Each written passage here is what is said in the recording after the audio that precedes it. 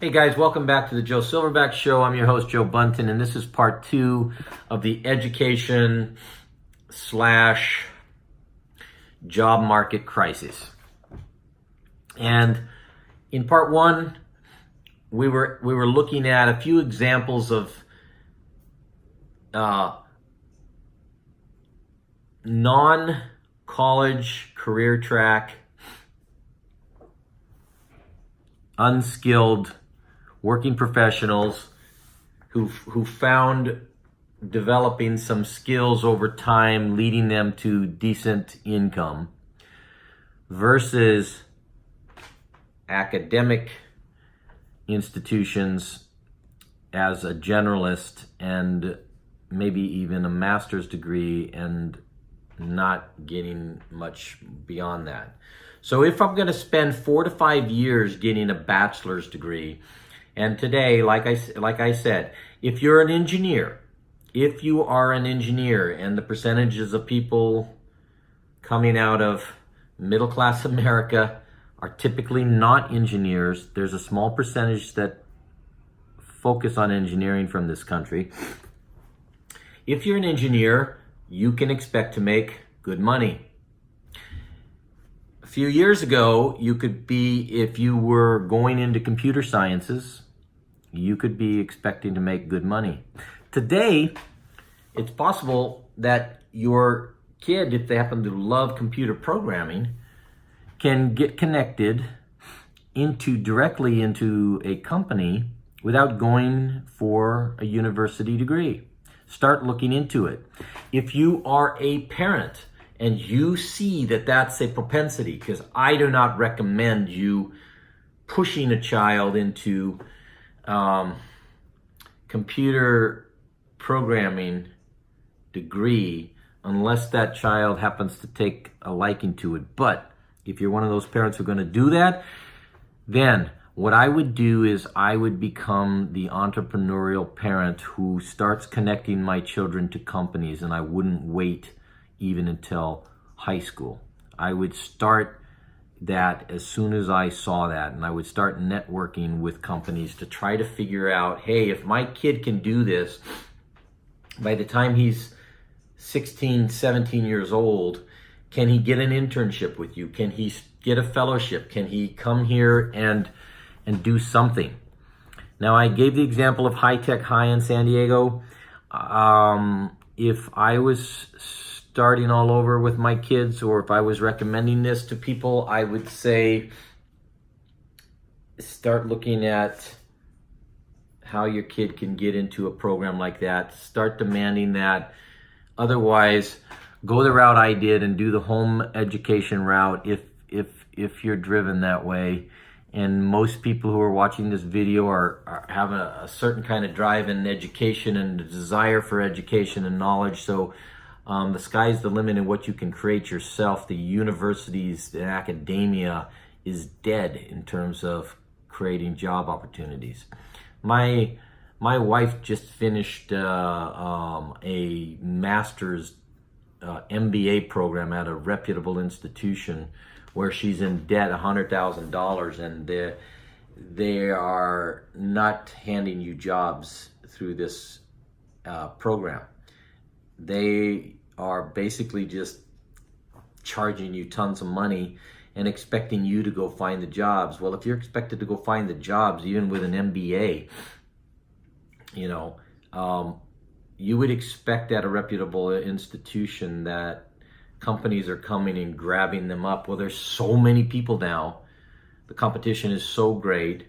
Start creating your MBA with your kid now. Start creating your entrepreneurial or your corporate America internships now. Don't wait to be in an academic institution. If you have a child in high school, at any level of high school, get off your parent high horse about not wanting your child to work. Make your child work. Starting early, 7, 8, 9, 10, 11 years old. Get them interested in things where they can make money. Children love to make money. They love to produce and create something. They love to participate in society. Okay? We're not talking about making them work so they can give their money to you. We're talking about making them get connected to that which produces the greatest rewards or the most stress in life if you don't have access to a good job because you never learned it. I mean, I'm going to be honest. I have a son who's 24, and he admits that after coming out with a business degree, he didn't learn anything.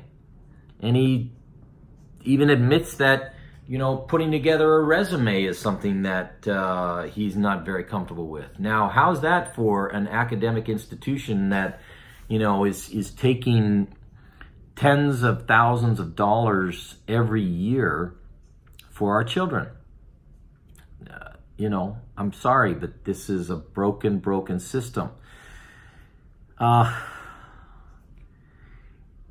the Bloomberg News, journalists in economics with sharp economics minds are interviewing everybody from the Federal Reserve on down the chain, CEOs, and the buzz now is with high level CEOs is how do we get high school kids directly into the workforce so that which they are going to college for primarily is a better direct connection.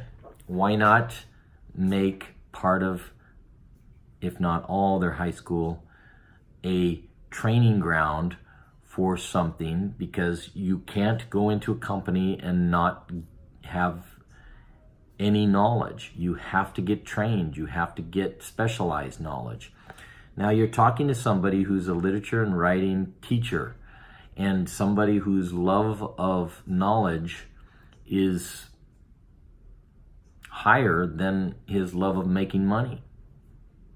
If not higher, at least equal, but on a very, very high level playing field. I put the drive for knowledge and knowing thyself and learning about history and learning about who we are and where we come from above almost everything else. But I put higher than that, being able to put food on the table for you and your family. So we're in a very, very specialized world today. So anyway, going back to the CEO that I heard talking on Bloomberg, I think the business world is willing and ready right now more than ever before to invest dollars into high-tech, high-like programs, into entrepreneurial or mentorship programs directly with their companies. Because academia is not doing it. Academia is not doing it. Academia sucks at producing business minds. Academia sucks at producing entrepreneurs. Academia is wonderful at ideas. Wonderful with ideas. Theoretical knowledge. Historical knowledge, literary knowledge, literary theory, historical theory. It's not a put down, it's an understanding of a huge change in the world and how we need to think about this with where we direct our children's attentions and energies. Give you another example at home.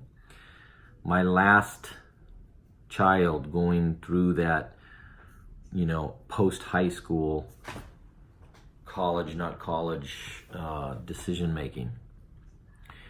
His brothers and his older cousins are telling him after 1 year of college, it's a waste of time. Just come on and we'll help you find work.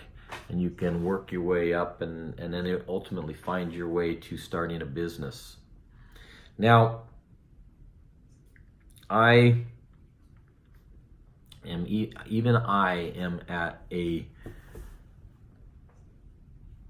dilemma here.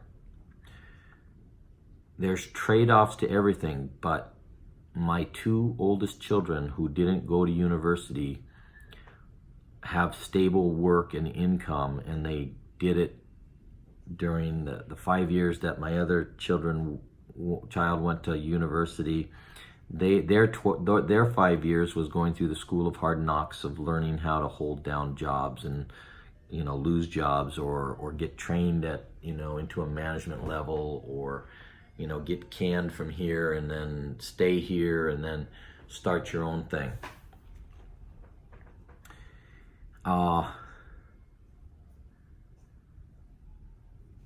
I wouldn't trade it for the world, but my sense of responsibility and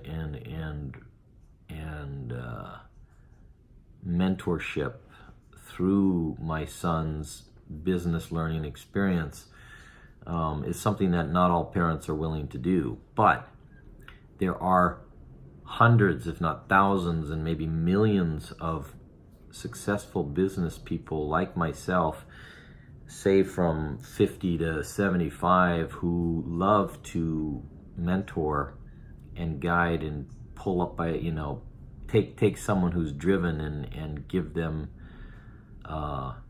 the tools. And you can find it. You can find anything today. One of the things that we learn as homeschooling parents is that the availability and access to tools to bring knowledge and education in any sphere is there for us, for our children. If you want your child to develop musically, you certainly don't need to send them to a music school before you give them individual private music training. Same with computers, the same with just about anything. So start thinking in terms of what are the out of school system opportunities. School is easy. School is easy.